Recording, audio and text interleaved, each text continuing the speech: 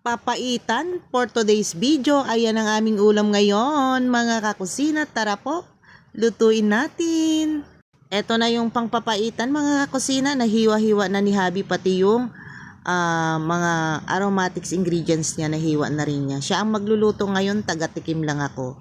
Ayan, at naigisa na nga niya yung pampapaitan. Ginisa niya sa bawang, sibuyas at saka maraming luya. Ayan.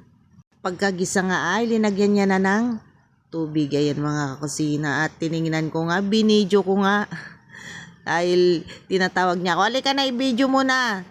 Kumukulo na. Ayan, tsaka niya pinatikman kung malambot na nga ba yung kanya niluluto. At okay naman na siya, malambot na. Kaya tinimplahan na namin, mga kakusina. Mabilis kasi akong mapagod, mga kakusina, pag namamalengke kami ni Habi. Kaya ayan, nagpapahinga muna ako bago ako makapagluto ng aming pagkain pananghalian. Ayan, mga kakusina, at ready na nga ito.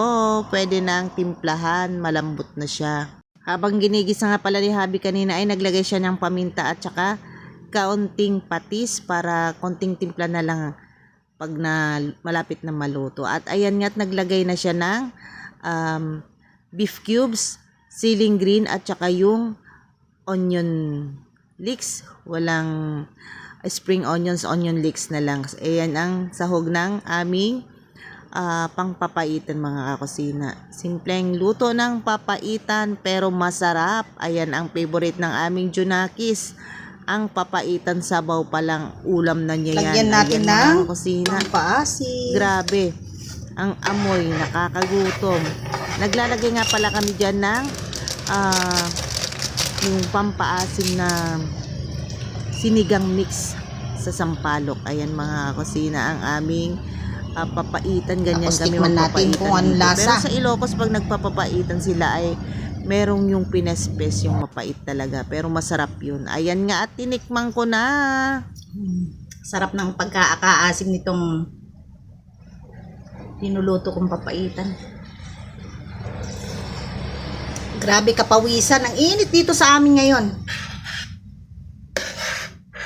Ayan, luto na ang papaitan. Ayan nga, at hinango ko na, mga kusina, habang mainit pa itong aming papaitan. Linuto to ni Habi pero ako lang ang nagtimpla kanina. Ayan. Habang mainit pa ay pwede na ang kumain para mas masarap ang higop ng sabaw. Mainit-init. Favorite ng aming Junakis ang papaitan. At syempre pati rin kami ni Habi, kaya ayan, napaluto kami, mga kakusina. Hanguin lang namin to at ready nang kumain. Sa mga manananghalian dyan, happy lunchtime. Sabay-sabay na po tayong kumain, mga kakusina. Ano pong linuto nyong ulam nyo ngayong pananghalian? Maraming salamat sa inyo lahat, mga kakusina, sa patuloy nyong pagmamahal at pagsuporta sa akin. Sana hindi kayo manawa sa palagiang panonood ng aking mga videos. God bless us always, mga kakusina. Mag-iingat po kayong palagi. Bye! I love you all. Mwah.